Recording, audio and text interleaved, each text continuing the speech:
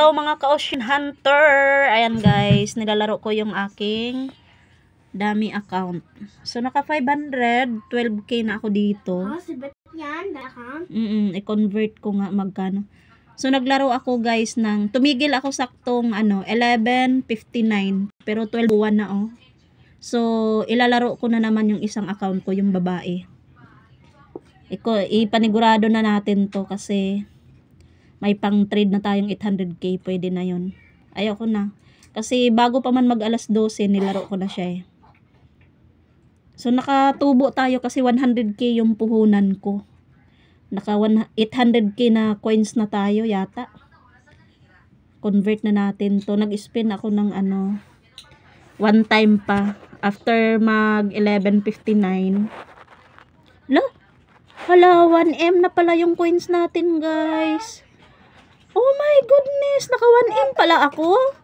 100k yung puhunan ko. Kasi naka big win ako guys, kinonvert ko kaagad sa coins. Di ko lang naalala, di ko lang alam kung magkano yung kinonvert ko. Parang 2 beses lang ako nag-convert eh.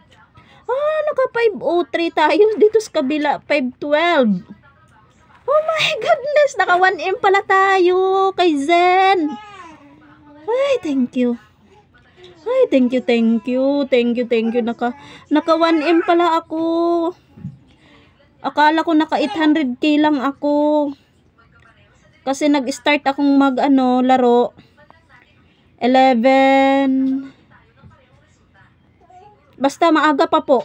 Ang tagal kong naglaro kasi ang hirap manghuli. Uy, anong nangyari? Tingnan natin sa coins. Ayan! Naka 1. Hala, alam nyo po, last week, naalala ko, ganito din yung coins ko, 1M and 16k. Hala! Thank you. Naka 1M ako. Naka 1M ako. My goodness. So, 12:03 na, ilalaro ko na naman yung isa kong account.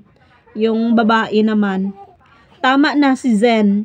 So, 100k become 1M. Thank you so much. Hindi ko alam. Akala ko naka 800k lang ako. Kasi maliit yung big win niya. Tapos madalang magbigay. Bigay hindi. Nagtambay lang ako sa 36 kasi laging may balik eh.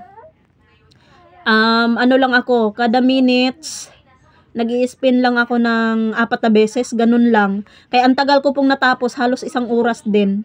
Pero nakaipon akong 1M pala. Thank you so much.